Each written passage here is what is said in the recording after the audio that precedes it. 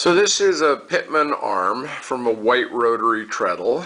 As you can see, it has a bearing in here. It's a caged bearing, which we'll see in just a second. The arm slides into the assembly, and this is the bearing keeper. There's a set screw that goes in that holds it in place, keeps it from loosening, so you can adjust the tightness on the bearing. I'd already disassembled all this, so the set screw's not there right now. So what we've got here is we have a caged bearing, and the bearing comes out pretty easily. The keeper unscrews. The shaft that it rides on comes out. You'll notice that there's just a little bit of a taper on both of these sides that go together that press on and create the bearing friction. And here's this little caged bearing, and it comes out fairly easily. The bearings will stay in. This is not available that I can find. I've done a lot of digging. Nobody at any of the bearing supply houses has ever seen anything like this or has any clue where one might go. Now mine is just fine, but there's a few people on the forum I frequent, Victorian Sweatshop, who have these that don't have any bearings at all. They just came with just a whole bunch of messed up wire, and this thing just sort of hanging off of the treadle. So a couple things I want to do here. Part one is I'm going to show you how to replace the bearings if you don't have this cage. And part two is going to be about lubricating the bearing if you do have the bearing. So let's start with part one. I got two sizes of bearings. The bearings in here, by the way, are 3/16 inch bearings. There are 7 of them. So I went to the hardware store and I bought 3/16 inch bearings. I got a bunch of them because I wasn't sure what was going to be happening. And one of the things I noticed right off the bat is that 3/16 sure doesn't seem to leave a whole lot of room in there to be taken up. That maybe there's not going to be big enough. So I also bought some 1/4 inch bearings. And spoiler alert, the 3/16 are going to work better. The 1/4 inches are just too big, but you'll need more than 7. In the video that you're watching, it probably looks super easy because this is about the 8th time I've done this. The very first time, they all just dropped right into place. And I was like, wow, that was easy. And then I turned on the camera, and the camera is now in my way. It's right in front of my hands here, which means I'm not getting quite as smooth a motion with my fingers.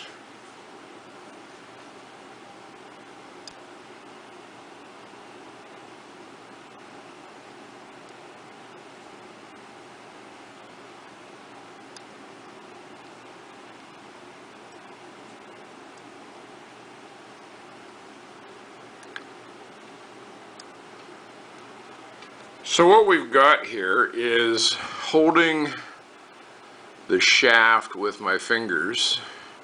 I've got 11 3/16 bearings lined up around it. You can put a bit of grease on them in order to hold them into place.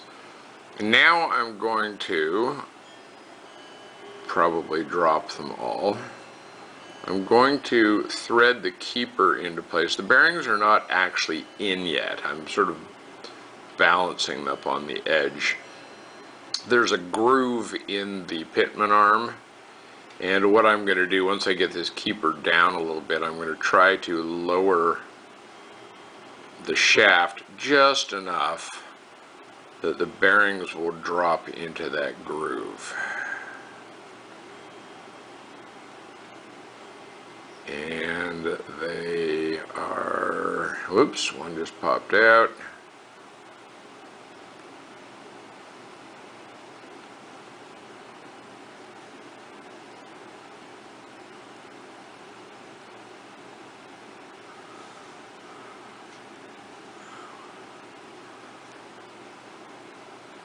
As you can see, this is a very fiddly process, but once they are in, that is turning quite nicely, and I'll bet, now I've got it a little too tight, so we'll just loosen that up. What you want is you want it to spin with not a whole lot of catching. You can see that's turning quite nicely. Again, 11 3/16 bearings. They're sitting right in the groove on the Pitman arm. The shaft and the keeper are stepped and holding them into place. And then what I will do now is I'm going to put my grease syringe on there, and I'm going to just work it around, just a thin layer of grease right there on that side, and then I'm going to do the same thing on this side, keeping in mind, of course, that I'm not actually going to be leaving mine like this because I have the cage bearing. So this is designed for don't have the cage bearing, what do I do?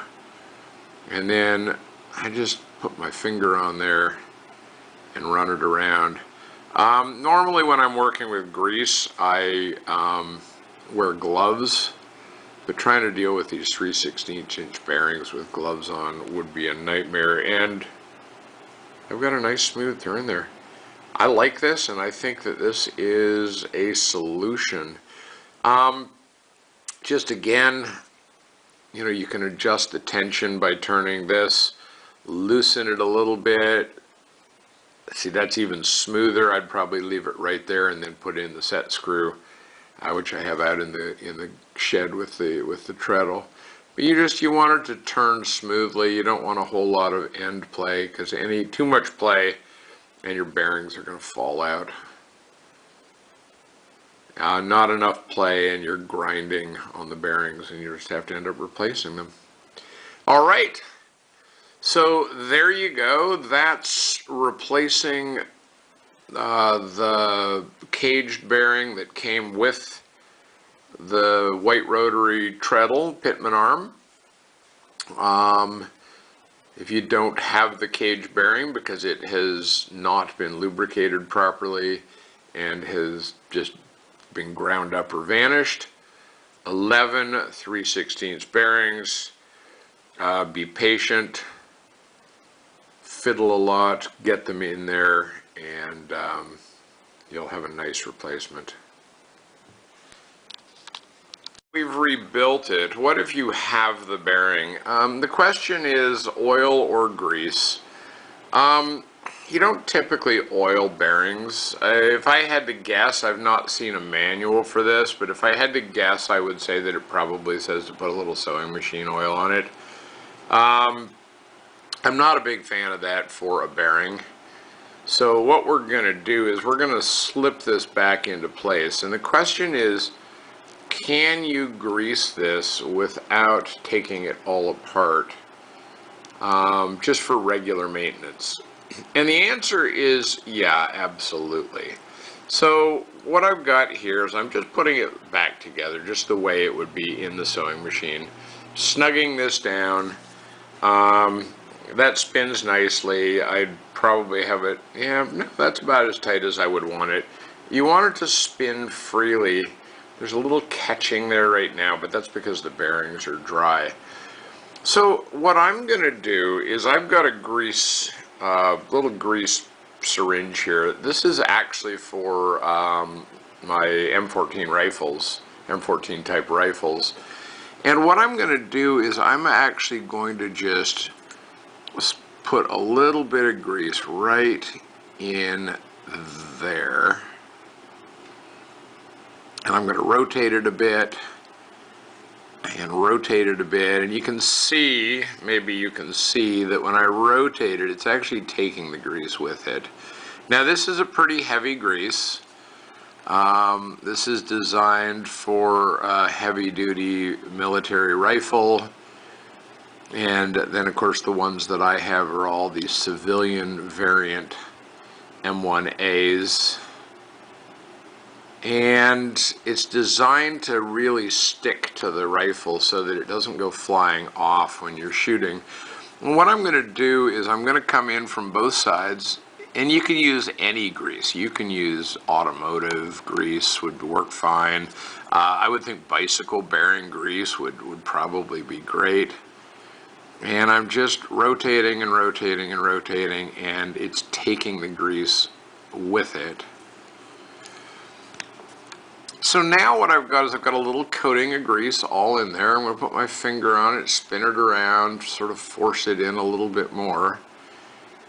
And I think that this is going to be better than sewing machine grease. Or excuse me, sewing machine oil. And the reason I say that is it's going to stick better and it's going to cushion better. So I'm spinning this around, it's working its way in there, it's getting smoother and smoother. This is designed for high temperature. Any wheel bearing grease also designed for high temperature. As you treadle, it should soften up just a little bit, but that's a good thing because it'll work its way down inside the bearings. Now, if you want to do it for the first time and maybe get a little bit more grease in there, then the answer would be to disassemble. But again, just a little dab of grease on each bearing,